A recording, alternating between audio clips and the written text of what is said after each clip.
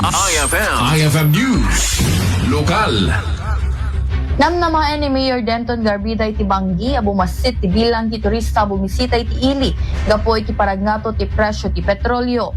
Tayo ti nagbalin nga sentimiento ti Mayor agapo tapatsyon na rakal na nakaapektara ti panagbaloy ti presyo ti gasolina kada krudo iti transportasyon ti tattao ng runa dahi ti bisita wenno turista.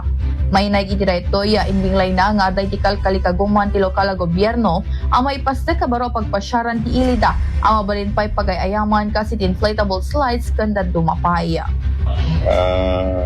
Mabalin na nga pagpasyaran, pakaawisan na gito turista ng isagsaga nami. Actually, na deklaramin na may isang karayan mit dito ngayon ti water sport activities iti lugar mi.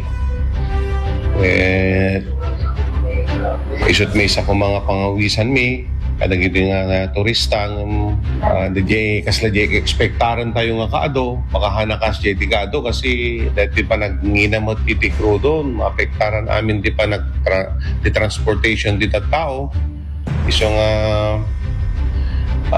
baka dati ti maka-apektar tata dati kaado dati namnamaan mi nga umay nga bumisita ti lugar mi. Kawayatan na pasigurado ni Garbida si sasaganay ti Banggi amang akomodar karay turista karay toy a summer season. Para iti IFM News sa Idol Bernadette Toledo, Tatak-ay FM.